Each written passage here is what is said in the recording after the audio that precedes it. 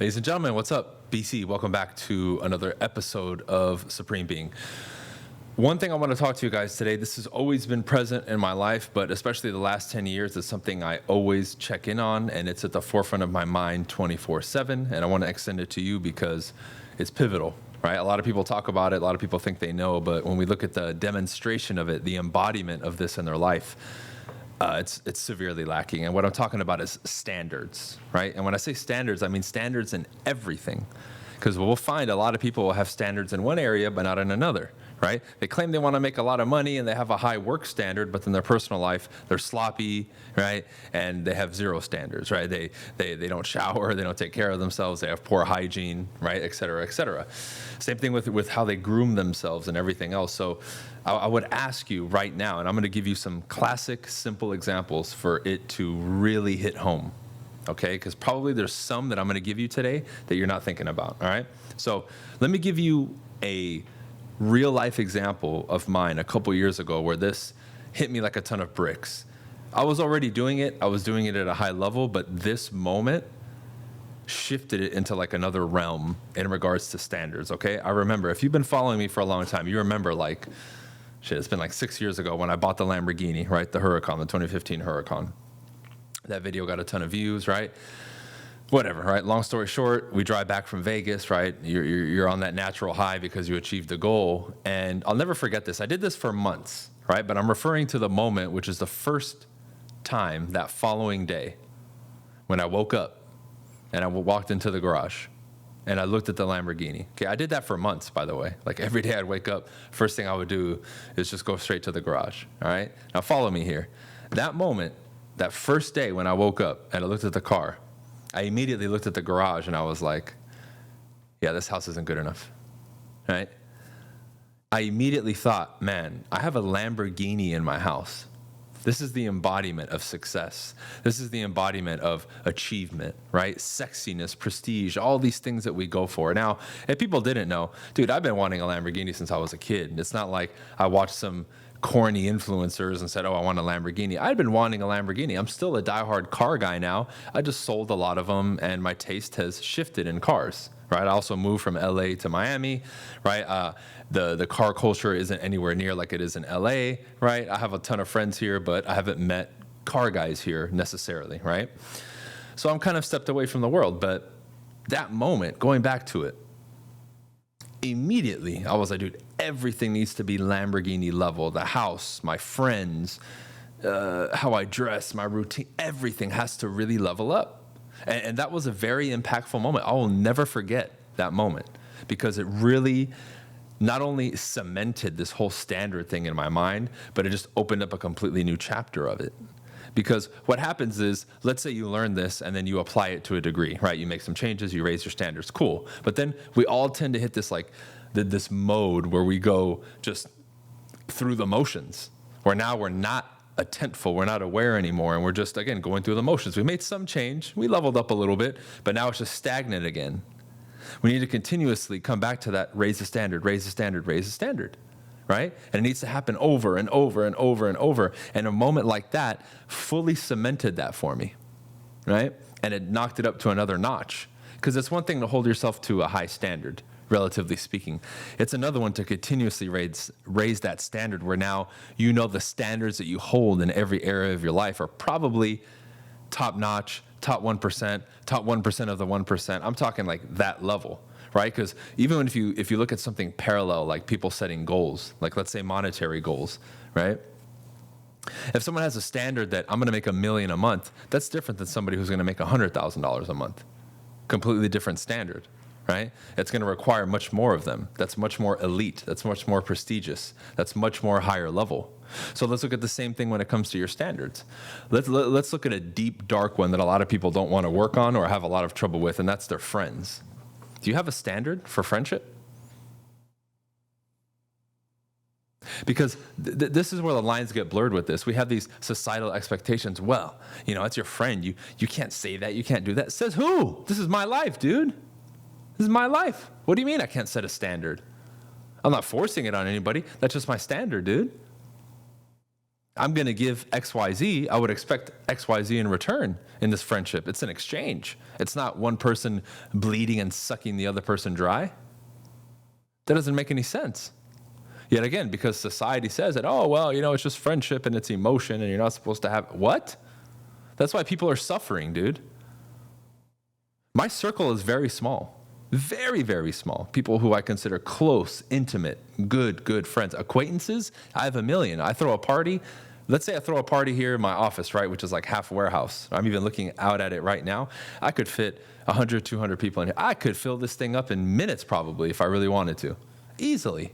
But with true friends, meaning I call them at 2 or 3 in the morning and they'll pick up. And if I tell them, hey, come pick me up, I need you, and they'll do it without question. That's the level of closeness I'm talking about with these people. It's maybe a handful of people.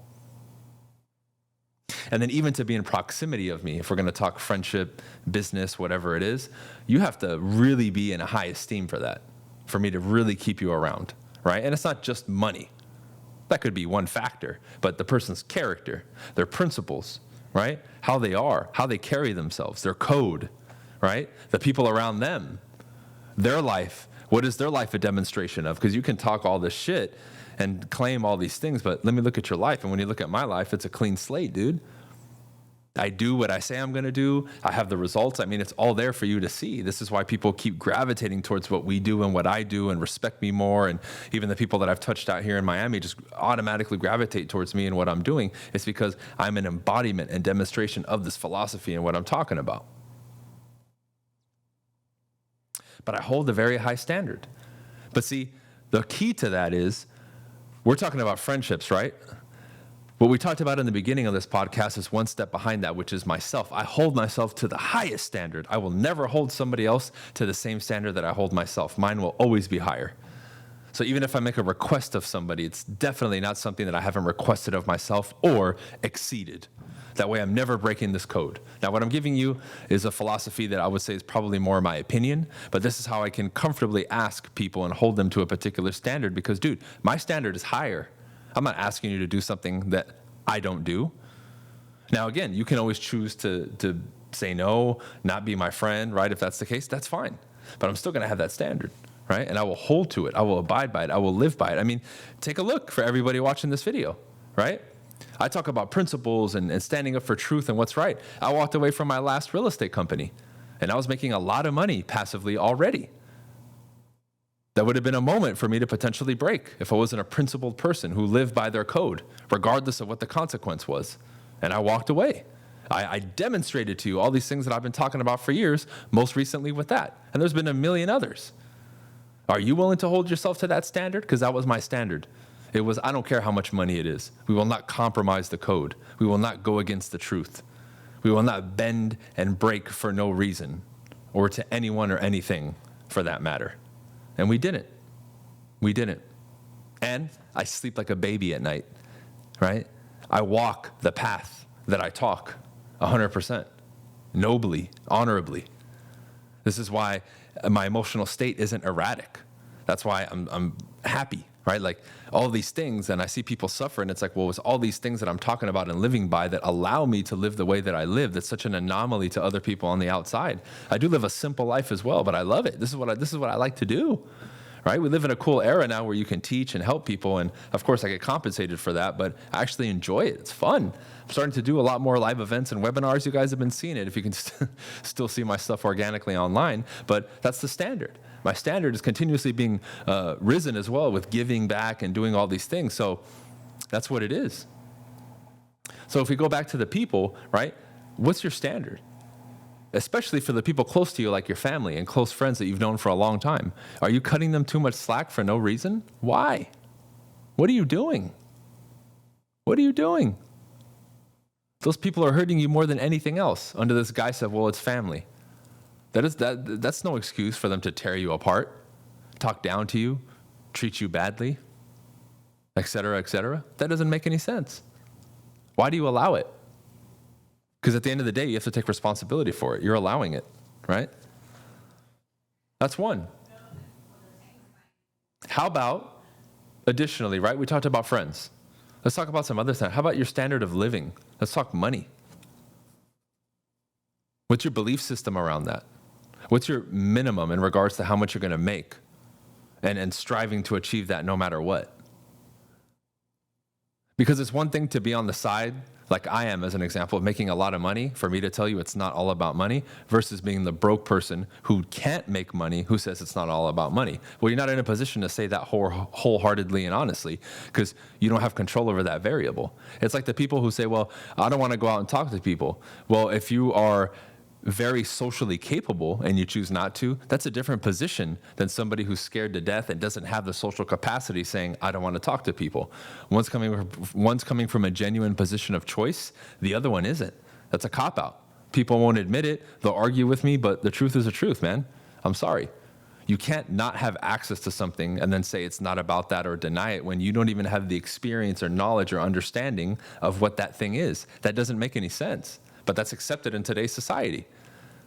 Put your own personal bias aside. What I said makes sense logically. How can I truthfully and honestly and authentically tell you it's not all about money if I've never made it? That wouldn't make any sense. I'm not saying it's all about money. I'm not. But I can't make that statement unless I've done that and achieved that from that elevated position is what I'm saying here, right? So what's your standard? And who set it for you? Did you set it or did someone else set it for you? Because this is a tricky one. We'll want to set lofty, goals and all these things, but we're even afraid to raise our standard because everybody around us has such low standards that you feel weird doing it. Your confidence, your desire, your willingness to get better is just clouded by everybody else's mediocrity, right? And you won't step out of that. Why not? Right? It's going to take change. It's going to take a lot of effort. It's going to take you moving and doing something different in order to grow. But if everywhere you look and everything you're listening to and everything you see, everything you experience is mediocrity, well, it's going to be difficult for you to go for and shoot for the stars, like they say, right? Because everything around you is low standard. And when are you going to step up? When are you going to get a higher standard, right? Because this whole thing with standards, we can literally filter through everything we do in our lives. Maybe the car that you drive right now, as an example, is that up to your standard? If it's not, what are you going to do about it? It better not be the same car you've been driving for 3 years and you're still complaining about it. Well, do something. Raise your standard. How about the way that you dress? How about the way that you speak and communicate with people? How about the level of respect that you get out in your community? Raise your standard. I want to be noticed when I go out, not for my ego, but to show that I have value and worth in the community, in the real world, and people recognize me for my values, not because of how I look, not because of my money, but my values as a human being. I want to be respected for that. I've said that for years. I don't want people to only remember me for being good at stuff or making a lot of money. I want you to value me for my values and my character and those non-negotiables. That's what I want to be recognized for. Nothing more, nothing less. Yes, the accomplishments and all that stuff is fine, but that's my standard.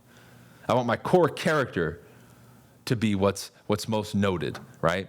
Like you look at Miyamoto Musashi, right? He wrote the Book of the Five Rings, the samurai. Fantastic, one of the best samurais ever.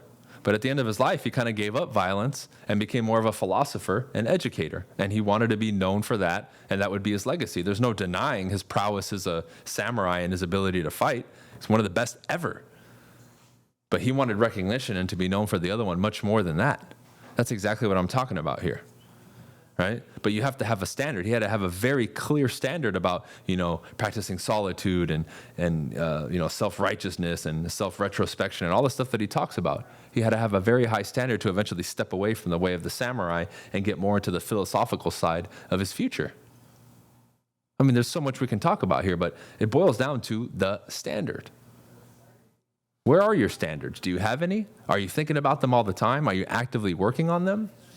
Because if you're not, what are we doing here, man? Right? If you're not actively involved in this process, something or someone, another mechanism, is controlling this for you. And this is another reason I preach to people. You got to get around the right people, man. You got to really step it up and invest in yourself and do all the right things to put yourself in the right positions to maximize what you do in these categories, right? And I've talked about so many of them over the years. And this is just one of many. But the standard has to be. And if everywhere you look, let's say I dropped you into an environment and around people where everybody had high standards, you would immediately make tremendous shifts in your life. Just because you had to. Everything and everyone around you has a high standard. You have no choice but to either run away or adapt. Why not put yourself in that environment? Why not take the steps in order to do that? Because every single one of you listening to this right now could immediately do that right now. It's your choice if you choose to do it or not. Right? But I would recommend that you put this up at the forefront of your mind, because when you look around the world and everyone in it, most people have very low, mediocre, piss poor standards. It's no wonder people's emotional state sucks and they're not good at communicating and they're not happy and they don't make money and they're in a rut and they're depressed and having all these problems and it's negative. It's not a surprise. Every single one of them has low standards. Fix it. It's up to us. If you're an adult listening to this, it's your responsibility. Okay? So that's it for this one, guys. I don't want to keep on ranting. I'll see you on the next one. Peace.